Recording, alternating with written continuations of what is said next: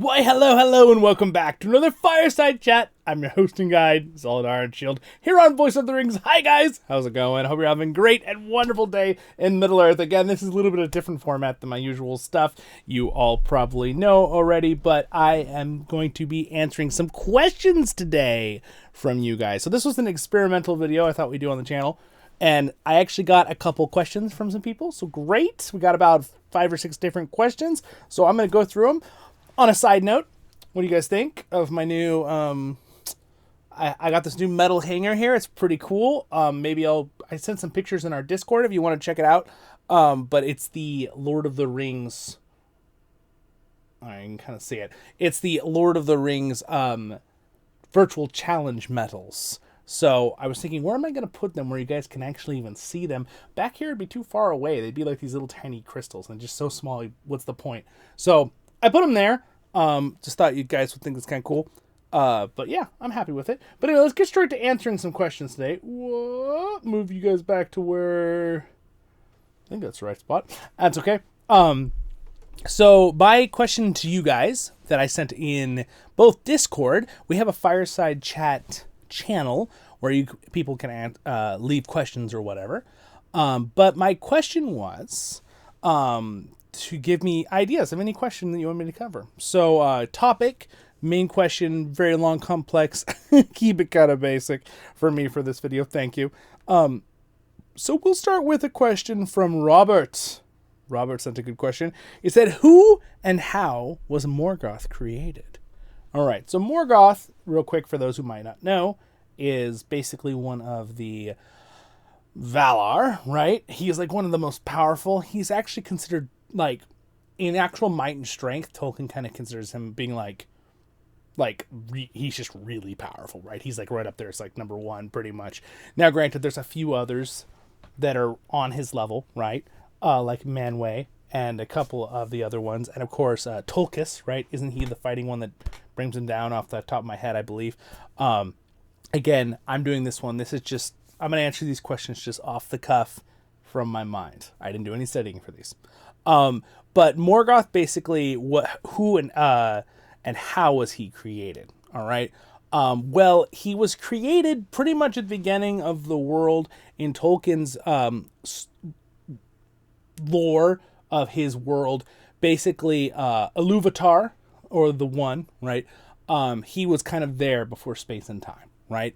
Similarities to Tolkien's real belief in God, right? In creation. The creation story, right? Which, again, I've told you guys in the past, but, Jesus is my Lord and Savior. I believe much in the creation story. I've detailed in my, learning of that in the back past. But let's stick to Lord of the Rings. But basically, Tolkien obviously got a lot of inspiration from that. He also got a lot of inspiration, I think, from the pantheon, like Greek gods and, of course, Norse gods, right? So basically, even though Ilúvatar is the One, he basically brings into being all of the Ainur and Valar and all the different gods, right, that come in, and then later they have the more lesser ones, the Maiar, right, which is kind of like Gandalf and stuff, which are kind of more like, I would almost consider them like angels, even though I don't know if you should one for one think that. Also, just a little quick side note on the channel here, the Fireside Chat. I was thinking of adding a fire sound effect, but I don't know. Will that be distracting? Leave that comment. I'd like to know. What do you guess or no? Do you guys want me to find some nice fireside sound effect to make it sound like that, or should I just make it a chat? I don't know. I feel like maybe there should be a fireside sound because I don't have an actual fire in my room. I'm sorry, guys. But anyway, back to the question. So when Morgoth was created, pretty much from Ilúvatar, he created him. And then when he had all the Ainur and the Valar, right, Morgoth basically is with all of them, and they start creating the world with the song, right? And the song of the Ainur, the Valar, right? And basically when they're singing the song, Morgoth is like, oh, I think I'd rather do it my way. And then he brings in the Discord, right? Or the... And no, he does not own his own Discord. You can join our Discord down there in the link if you want. We have great time in there. But no, he brings in basically the bad, right? And then he starts getting angry and starts destroying the world later, and the Valar start battling him over control of the planet. Basically, the planet at the time, Ardar, even though at this time it's not a planet, it's more of a flat plane, which Tolkien talks about, which is kind of interesting. But because they're creating this love around following Iluvatar's vision and the singing, and he's like, no, I want to do it my way, which, he's kind of the evil guy. He's kind of like the Satan character of the story, right? Even though, again, I don't think I would directly one-for-one compare characters to real life or to other mythological stories or fantasies. Depends on if we're talking about real God or if we're talking about other, made-up stories in the past.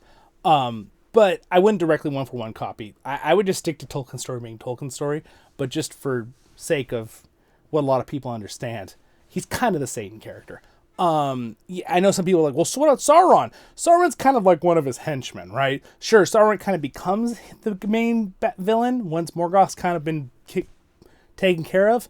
But pretty much Morgoth is the one that corrupts people. He's the one that starts bringing in horrible things like human sacrifice, right? Numenor. You don't know that story? That's kind of when Numenor starts going. Numenor is like the pinnacle of good, right? And wonderful, and everyone's friends, and right, everything's it's almost too perfect, right?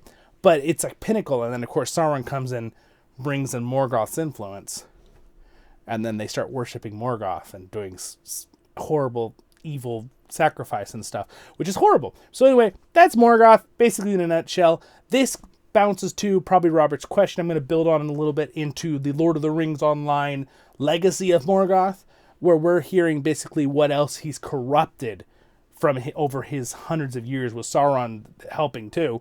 And a lot of their cults, they have the cult of the all-seeing eye and stuff to Sauron and to Morgoth in the Lord of the Rings Online, and they're a whole cultist evil group, right? They're the church of some blah blah blah, but they're an evil cult, right? They're not real. They're not good guys. So anyway, that's pretty much Morgoth in a nutshell. We could do a lore video on it where I go and break down every step. We could do that, but again, this is more for fun, right? This fireside chat, just like we're just talking as we were sitting next to each other as friends, and I'm just off the cuff. All right, Council of the Rings. Oh, let's see if I can do this one off the cuff. All right, he says, in the Lord of the Rings, Aragorn mentions he once went to Moria, but that he will not speak of what he saw. What do you think he saw? And did he refuse to speak or of it to not discourage the others? And lastly, do you think he did anything in regards to Moria during his reign? What do you mean? Good questions from Council of the Rings. If you don't know, he also has a YouTube channel. And he does Anyway, we have fun. He's a great guy. All right, so let's go through this. Aragorn went through Moria. So he's talking about when Aragorn was originally looking for Gollum. This is probably going to be explored in Peter Jackson's new movies coming out, The Hunt for Gollum. But we know now it's going to be a single movie and they're going to do something else. So one movie is going to be The Hunt for Gollum, and then they're going to do another Lord of the Rings movie with covering another subject, which is really, really cool. I'm very excited about that, by the way. But let's answer the question, though. So when he went through Moria, he would not speak of what he saw to the Fellowship. So again, that was before the Fellowship came through Moria later. What do you think he saw? I feel like, this is my gist, but I feel like Aragorn probably, sure, you could say, oh, maybe he saw horrible goblins, right, and all this stuff. I don't think so. I personally think that there's a lot more with the Nameless than I think what even people realize. I think the Nameless are like an unspeakable horror. Think like horror movie, right? Like Alien or like all these scary, I think that maybe, I don't think that he's a person that he just loses bravery and sanity or something. Aragorn just wouldn't do that. That's why he's so amazing. But I think maybe he just was like, we will not speak of this again. I really think that it probably comes down to, I bet he saw the Nameless. I don't know if the Belrog, I don't think so. I don't think he saw the Belrog, probably. I bet it was something to do with the Nameless. Could be goblins or orcs, maybe, that were really, really creepy. You know, who knows what they were doing. But I have a feeling he probably saw some darkness. Because the Nameless are kind of like, just so everyone, let me, in your mind, let me create an image real quick without getting too creepy. The Nameless are like, they're just like the nothing and they're just the evil of darkness. They're not made by Sauron. They're not from Morgoth necessarily. I guess maybe they could be if you consider the Discord of creation. Interesting how these two questions kind of work together, right? But the Nameless are like demonoids that I have a feeling kind of came about as like the evil side of the world. So it could have been from Morgoth, right? It's almost like a corruption in the earth. Just so we kind of remember, Gandalf made a comment that he was happy he was fighting the Belrog at the time because it kept certain things in the darkness away, because the Belrog was this big flaming demon monster himself. But the fact that Gandalf is somewhat disturbed of whatever was in the darkness and was happy to be in the presence of the Belrog at that moment because of it says something about the Nameless. They are very dark. The Lord of the Rings Online goes in the Nameless the best of any genre or adaptation. If you've done the raid, it's terrifying. They're basically like, some of them look like they're creatures from the movie Alien. Some of them are like pestilent monsters. They look like they're like out of war. They're Warhammer fantasy with the pestilent monster guys. Those guys. What's their name? Urgle? Is that his name? Anyway, most of you probably don't even know what that is. But I'm sure some of you know what that is. So, it's being fantasy fans.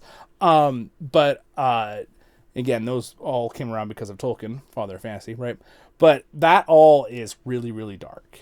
I think if they made a movie about the Nameless that was true to what they probably are, it would be a horror movie. And I don't think they should go there. But the point is, it's the very, very dark evils of the world. And I think that's probably what he saw. And did he refuse to speak to it, not discourage the others? I think that you probably are onto something, Council, when the Fellowship came through later. Maybe he didn't think it was relevant. He didn't want to make them just freak out. Maybe he didn't fully know if he saw what he thought he saw, even though it was horrifying, right? Maybe he was like, oh, maybe there was something in that mushroom I ate. No, I'm just kidding. No, I don't know. Yeah, I feel like it would probably be because he doesn't want to scare the rest of the group. Maybe he just didn't have the time to tell him, to really explain it. Maybe he did mention it. I know Tolkien doesn't tell us he mentions it, but let's say just from a story, like the characters by themselves, outside of storytelling, maybe he did mention it to him. Maybe he was like, hey, let's not go into the real deep dark areas. I was looking for a certain thing here a couple years back, Gollum, and there's some stuff down there. Let's stick to the road. Right? I don't know, maybe. And then the last question Council says is, do you think he did anything in regards to Moria when he reigned as king? Later on, I would assume that he may have assisted and became friendly again with the dwarves that later retook Moria. We do know that the dwarves, Tolkien gives us a hint that they retook Moria. Now, Lord of the Rings Online does it at a different time. Return to Moria does it at a different time, right? Those two video games. Both do a great job. I like both the renditions of it's two different storytelling. But technically, it's much later that the dwarves retake Moria, but it would have been within his reign. I believe that he would have been friendly with the dwarves. He probably would have made connections with them as his new kingdom. He probably would have talked to their leadership about this subject and been like, hey, I saw this when I went at this part of the underground. Like, watch out, right? Now, again, one thing dwarves are... Tolkien makes some comments as dwarves are like, they bring light to dark places. So dwarves are probably the thing that are supposed to help defeat these creatures, right? And dwarves are hardy and very brave, right? And, they bring cheer to the halls with their fire and their singing and stuff. So probably that kind of stuff scares away some of the lesser creatures, of the nameless creatures. But I'm sure he probably talked with them and helped and kind of gave them some heads up on that and things like that. So, yeah, those are great question, Council. It's a fun one to talk about. Hopefully that was fun. All right, let's keep going. Question 3 is from Thunder Striken, which you leave comments all the time. Thank you, my friend. He says, LOTRO Return to Moria. How would you like to see the elements from both games combined into an open world RPG set in the large region of Middle-earth? It would be cool to kind of try to combine the two games. It'd be kind of cool. Kind of like, it probably almost feels kind of like a Skyrim game, right? To an extent. But like, I mean, how I feel about seeing that, I mean, it'd be cool. I would always be down to see any new game, right? I think that having new games to try is fantastic. I think the idea where people are like, oh, will it ruin another game? Games have up and down lifespans, of course. And I think the bottom line is no matter what, there's always going to be the hardcore people that play something. Like for me, I would go play any new Lord of the Rings game. Does that mean I would quit playing Return to Moria or LOTRO? No. Sure, I might the first week or two be playing that other game a lot, but I'd go back to the other ones and play them too. Right? So would I like to see elements of those? Absolutely. That's a cool idea. I think it'd be really, really cool. I think it'd be really fun. Gosh, what would they do? I would love to see a really upscaled, even larger, than like what we see in LOTRO. But maybe where they scale it to real size of an area. Like, let's say they just do Eriador, but it's scaled to real size with your character. So, now granted, Lord of the Rings Online is one of the biggest video games in the world, right? As in size, not as in player base, even though there's a lot of them. 50 to 200,000 of us. Or more, the active players. There's millions of subscriptions that play all the time, but that's a side note. Yeah, I would love to see, so Lord of the Rings Online as an area is one of the biggest games there is. I would love to see it scaled, where it's like, you still have to have fast travel for something to be realistic, but wouldn't it be fun to be like, cross the Shire? Let's go walk across the Shire. 2 or 3 hours. You're like halfway across the Shire. Right? You're like, I'm just still in the South Farthing. Yeah. Now, granted, would they be too big? Probably. There'd have to be balance, but it's a good question. I think it would be fun, though, to see. I definitely think it'd be fun to see. All right. So, we have Michael Copley, 216. Battle for Middle-earth. Hobbit, Lord of the Rings roleplay. Everything from the movies.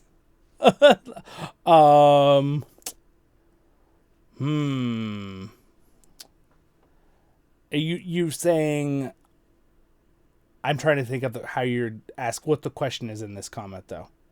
Everything from the movies. So are you saying from The Hobbit, Lord of the Rings, Rings of Power, everything in the movies, A Battle for Middle-earth. So you're saying like an updated game for the Battle for Middle-earth genre of video games, but that you'd put in all of the movie stuff that we have pretty much from everything? That'd be cool. I think is that your question? I think that's the question. I think it would be pretty cool if they put it all into the Battle for Middle-earth. As in like characters and stuff. It would be fun. It'd be fun to have an updated version of the Battle for Middle-earth. Absolutely. Now, granted, I still like the old version, but it's never too bad to have a rework or a reforge or something of things. All right, and then we have Subtropic Studios. Do you wear wigs? Have you worn a wig? When will you wear wigs? Okay. Do you wear wigs? No, I do not. I still have a head of hair. I just like my hats. Okay. Have you worn wigs? I don't think I've ever worn a wigs. And if I'd wear one in the future if it was like maybe for cosplay as a dwarf or something or different colored hair, possibly. He says I should know. He's referencing something. He says though, Most random comment in history. That's funny. All right, let's see here. There's a thing here. Oh, it's a prank interview with Elijah Wood. Oh, yes. That's what he's talking about. Oh, that's funny. So there was a prank interview with Elijah Wood. That's funny. Okay. All right. He gave me the link. Well, now I know for later. That's funny. Good one. All right. Anyway, so those are most of the comments that I covered today that were sent to me with that question. I appreciate it. I thought I had a few more on Discord, but I do not see any. But that's just fine. We could do this again in the future if you guys enjoyed this.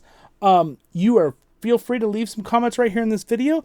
But I think what I'll do is I'll put out another community post and answer straight on that community post. Or if you feel like you have a question and you don't want to wait for that community post or look for it, just join our Discord and the Fireside chat room. Just drop question and then write your question. Just leave it there.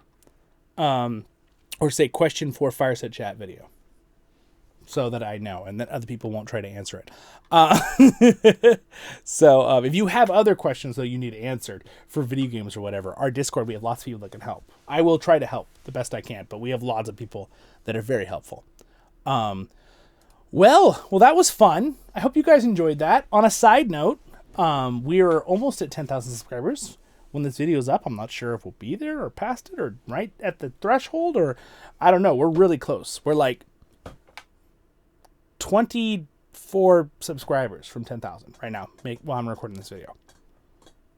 I'm excited. Thank you guys. I would have never guessed I had that many people supporting this channel at this point. It has been super awesome. I have really, really enjoyed it. I love doing this. I'm just a guy in my room of replicas. My friends call my room in high school, they called it the armory. With all my weapons. They're like, if we have a zombie apocalypse, we know where to run to. I think I have, because you see these swords, but you don't see the other like 7 on this wall.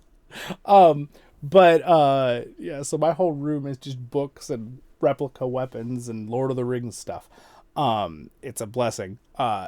So I've been collecting for many years, and as I've told you in the past, I've gotten some of them on sale. I used to work at a bookstore, so a lot of my books I was able to get on really good deals.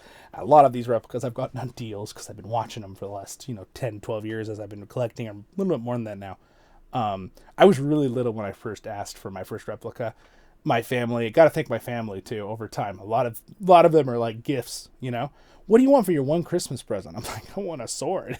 They're like, all right, because again, these are replicas, right? So they're not really designed to be used in combat. I thought about getting some real swords to use in combat, but since I don't really like LARP or anything, which is like the role play of and different like actual battle combat sports that they have.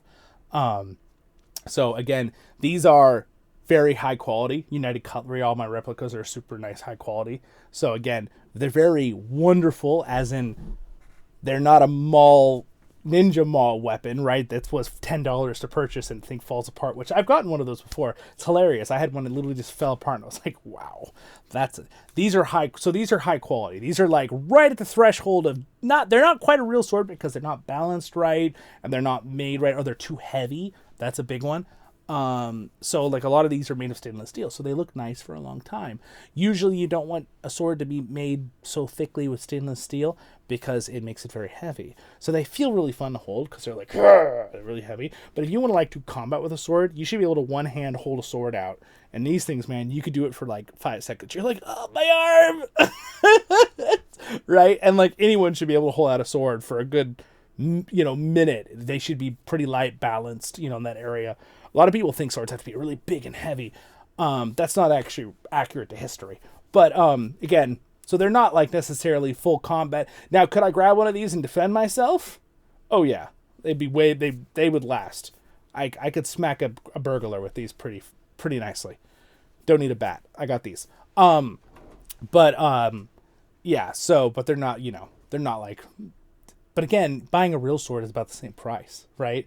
If you get just a generically decent sword, couple $100. That's usually what these nicer replicas go for. So again, if you're buying a really cheap replica, so for example, if you get Anduril online and you get it for like $30, it's probably a rip-off version. It's probably going to be really low quality, rust quickly, break instantly, fall off at the tang, it's dangerous too. Those things are dangerous, the mall stuff. So these are not that. These are all really high quality. So I feel very blessed to have such a nice collection. You can see here I've got the Hobbit battle axes from Zollin, from the Hobbit movies. Now the Hobbit replicas were more of a polyurethane. They weren't really stainless steel and all the nice metals and leathers and golds like they used in the Lord of the Rings United Color replicas, but they're still really nice. And again, if these were full metal, couldn't pick them up. So I kind of get why they did that. They did the same thing with the Elven Shield. Instead of it being like full wood, it's like a polyurethane, almost like a giant surfboard, but harder than a surfboard. But it still looks really good. But yeah, I put this little hanger. I've even got there's this scabbard right there for Anduril. You can see the edge of the gold right there. But yeah, I actually built this little thing to hang up. I should take a picture. I'll show you guys on Discord. I did that the other day. And then I put these up right here. Make it look real nice. But got a cool background. Lord of the Rings! Ah!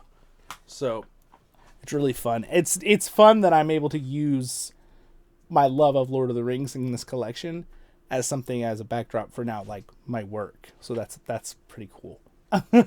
Here on the channel. So again, thank you guys for your support and watching the streams and the videos, and really stoked. Again, I'm just a guy in my room working on this, never thinking that I would get this much.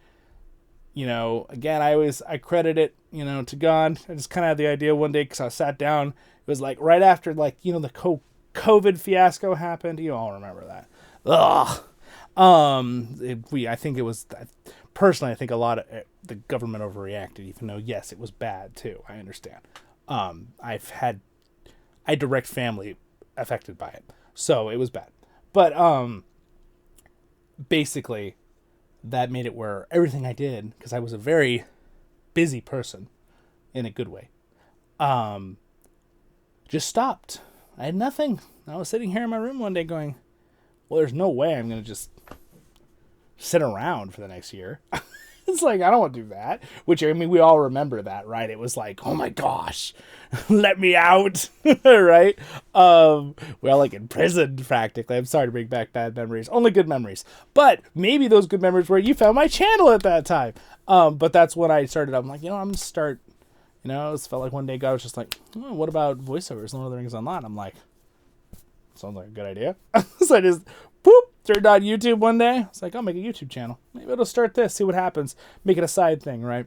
And then I recorded my first video, set up my channel, uploaded it. That was one of my very first, I think it was Voice of the Rings, A LOTRO Tale, episode 1. And then I did my intro video or something. Those are like which is on the old playlist now, I believe. But I did those, and then I was like, cool, you know? And then you guys were like, suddenly everyone started supporting the channel. I'm like, whoa, people are liking this. Cool, okay. And then in my mind, at first I was like, yeah, no, it's unrealistic. I can't really do that as like a work thing, right? Like, I've always been kind of like, you know, I gotta like go do this and do this, right, in life. And then it was like, one day I was just kind of like, some of my family were talking to me, are like, yeah, you're like full-time. You're doing like 40 hours a week that you're working on that. I'm like, yeah, that's true. And then I kind of like sat down and thought about it one day. I was like, well, I mean, I guess this could be something, right? And then it was like, boom, boom, boom, boom. Everyone just supported the channel more and more and more. And got Patreon supporting me, and then you guys have memberships and super chats, and like people are watching videos and sharing. And I'm like, oh my gosh, okay, well, I can do this, right? You know, and it's funny how like a lot of my background like perfectly fit me into doing this online. I did computer stuff all the time. I did all the games, right? I have all these collections, but that aside, I had lots of knowledge of how to do computers, how to do recording, how to do audio engineering, right? And like, and then I just always thoroughly enjoyed doing voices. I always liked that. And then of course I love Lord of the Rings, and I love talking with people, and I love hanging out with people. So it's like, I was like, okay, well, maybe this works. And you might not know it, but I'm actually an introvert personality.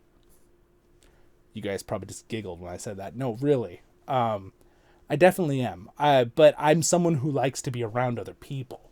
And I really enjoy, it's kind of my personality. I really like to engage with people and stuff. I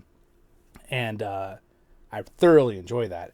But like, I'm still someone who like, so to know if you're an introvert personality or an extrovert personality, usually if you're an extrovert, if you're around people to recharge, you just go to be around more people, right? You just keep going to be around more people, right?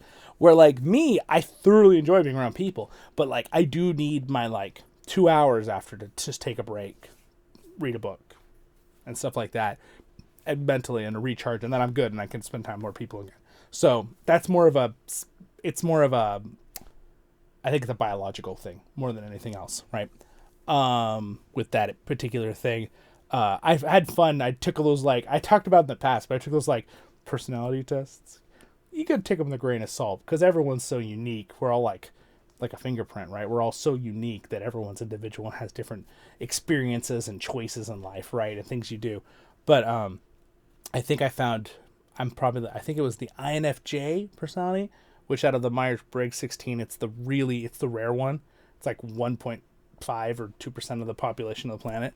So that's kind of cool. But it's also the same personality that apparently Faramir has, if he had a personality. Someone was talking about it on the thing, and Galadriel, I guess. So I was like, oh, okay. And apparently someone else that thought it was Frodo, too. I'm like, okay, this is going a little much. How many? They can't all have that personality. But I think it's because what they do with made-up characters is they pick out things they do or how they act, and then try to match them to the personalities, right? So those aren't always super character accurate. But it's still funny.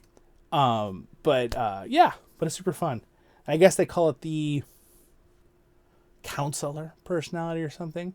I just like really good at just like talking with people and make people feel better kind of thing. And like, sweet. Am I gonna make people feel better? Awesome. So hopefully here on the channel, that's what I try to do. Now, granted, it's a little easier to talk to someone in person sometimes, but it doesn't mean that I can't still talk to you guys with the awesome medium of YouTube and videos or streams, and hang out with you guys and hopefully give you a little encouragement. Lord of the Rings in your day. That's what I enjoy. So again, as long as you're having fun and I'm having fun, it's one of our main goals here on the channel. And then of course, sticking Lord of the Rings, being positive. And then of course, as side goals going down the thing, obviously I've been doing this full time now. I do need to obviously build the community and the channel. But again, you guys have been supporting me so much. Thank you so much. And again, I always leave that open if you want. I'm getting there. I'm not at the point where I could always do this sustainably, but I'm getting there. So again, if you want to support in that way, this is no obligation. I just want to let you know that, yes, I could still use more support in that way. I never want to sound like a money miser or something. Some people seem like they're only out to get money on YouTube or something. That's never my goal. But again, now that I've stopped my other job and I'm full-time in this, you do have to get a certain threshold to be sustainable, obviously, and keep all the lights on for the videos. So, but I think it will naturally come over time. You know what I'm saying?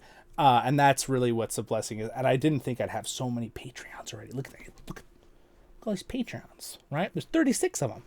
And that's, and also some of these are the membership, but some people do the YouTube membership, and then you guys are the best. So I appreciate that a lot. So, and then as the channel grows, right, naturally, monetization, as it grows, that goes up. It's really cool to see. If I look at from what I was 2 years ago, you know, I was making 1/8 what I'm making today with monetization, right?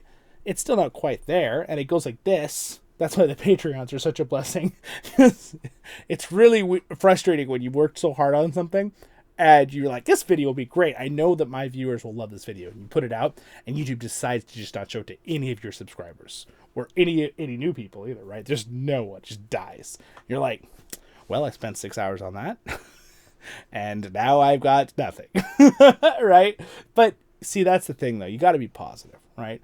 Just keep going. Just keep going, right? And again, I really enjoy doing this.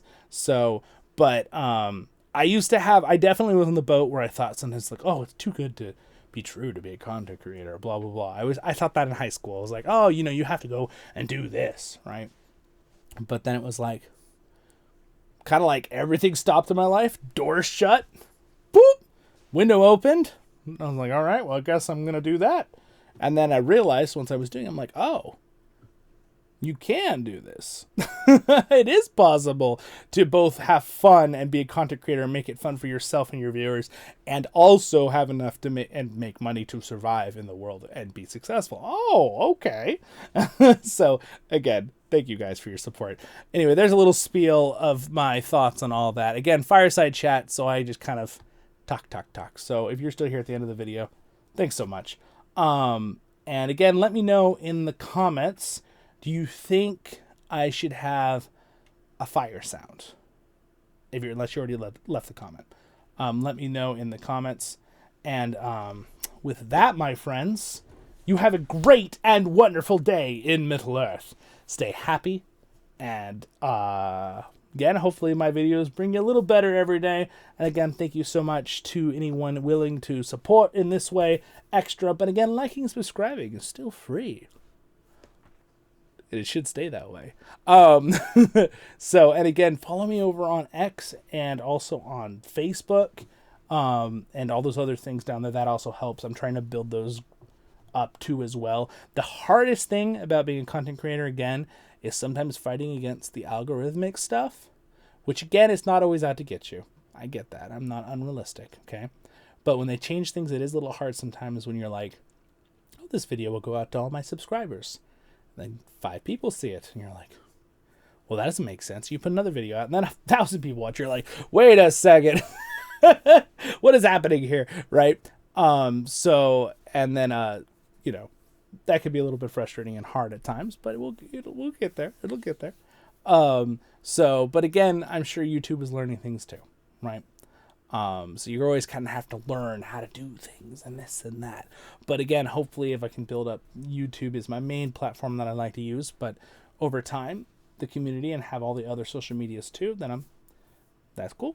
Apparently you can, I want to be able to stream for you guys on Facebook Live again. So I want to multi-stream. So I tweeted into Twitch, Kick, YouTube. I'd like to use Facebook Live again, but you have to have a certain threshold. It's not a lot, but just get up there to that. And then on X, apparently, if you get big enough too, you can also start monetizing things on that as well. So cool. You can message people and randomly make extra, right? However it works. So again, as much as I'm not a big commercial guy myself, I think it is neat that, you know, as a content creator, you can like do work, right? And then it doesn't hurt the viewer, right? And then you make money through the commercial stuff, right? And again, if you pay for YouTube, just a side note, if you pay for a subscription where you don't get ads, if you watch my videos and stuff, it still gives me a small percent as the content creator when you watch, just like if you were watching an ad in between. Just a little side note. So that's kind of cool. I found that out. Well, my friends, I hope to see you all at the 10,000 subscriber live stream, and you're watching this in the future. That'll already have happened. You can go watch it. Should probably be pretty cool. I'm going to probably do some... Oh, someone subscribed during this video. Sweet. Now we only need 23 subscribers. All right. Anyway, guys, so we'll see you for 10,000 is what I meant. But we're going to blow past that. And also, pretty cool, we're going to hit the goal before the new year. So, nice. All right, I'll let you go. Thanks to my patrons. Thank you, Reb, for being a Royal Guardian. Baruch Hazad Kuzad menu. Have a great and wonderful day in Middle-earth. Thank you for listening to my little spiel here on the Fireside Chat. I'm at your service and your families. And I will see you in the next episodes of Voice of the Rings. Baruch Hazad Kuzad menu.